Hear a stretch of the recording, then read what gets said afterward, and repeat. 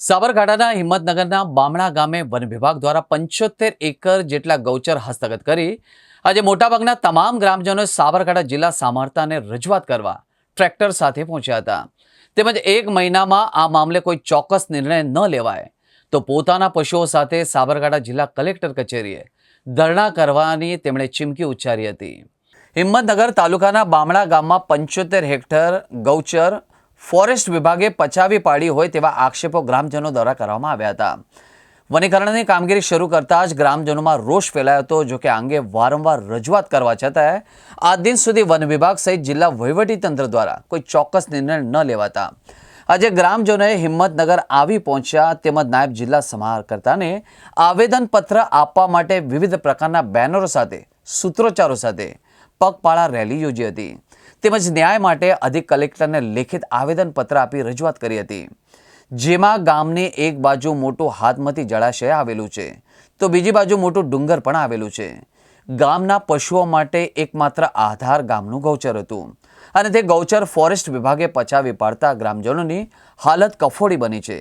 જો કે આગામી 30 દિવસમાં ગામના ગૌચરનો પ્રશ્ન ન ઉકેલાય તો જિલ્લા કલેક્ટર કચેરીએ તમામ ગ્રામજનોએ પોતાના પશુઓ સાથે તંબુ નાખવાની ચીમકી ઉચ્ચારવામાં આવી હતી।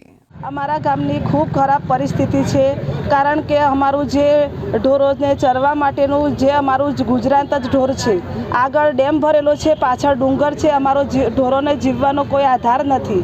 આજે જે વન વિભાગવાળા લોકો ફોરેસ્ટરો જે વાડો કરી અને વાવેતર કરવા માટે અમારા ઢોરો ભૂખે મરે છે તેના માટે તમે તાત્કાલિક નિકાલ લાવો। આજે શું કર્યું અને ક્યાં રજૂઆત કરી? કલેક્ટર કચેરીમાં વન વિભાગમાં ગૌચર અમારી આપી દે અને એમનો વન વિભાગવાળા એ લોકો એ જગ્યા છોડી દે। નહીં કરે તો શું કરશું? નહીં કરે તો અમે એક મહિનાની અંદર ઢોર અને ગામ એકત્ર થઈ અને કલેક્ટર કચેરી આગળ પડાવ નાખીશું। એ સુપ્રસિદ્ધ ઉમાશંકર જોશીનું ગામ છે।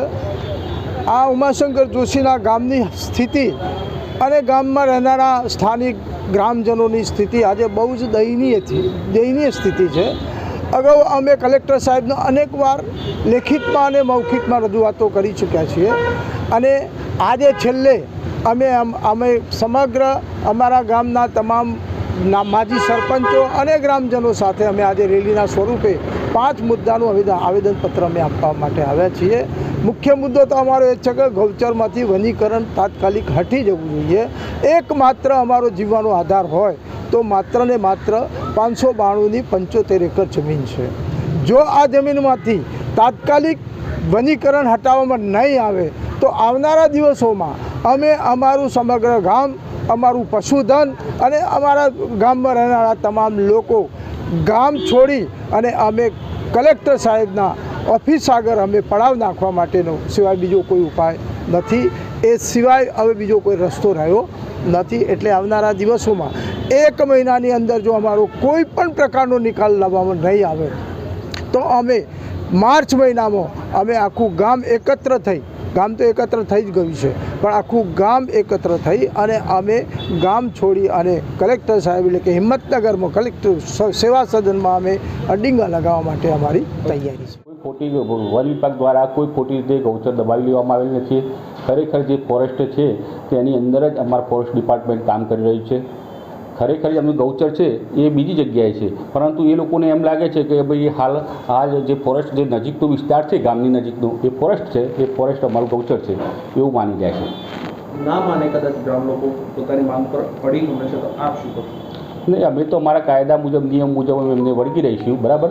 એમની સમજાવટ કરીશું, એમને સમજાવીશું કે ખરેખર તમારું ગૌચર આ જગ્યાએ છે અને એ સિવાય અમારો કોઈ જગ્યાએ બાંધછોડ કરતો એમને ગૌચારા ઘાસચારોની એવો અમે જે અત્યારે હાલ જે વાવેતર કર્યા છે ને રોપાઓનું એની સાથે સાથે અમે ઘાસનું પણ વાવેતર કરીશું તો એમને ઘાસચારો મળશે એવું કંઈક વ્યવસ્થા કરીશું અમે।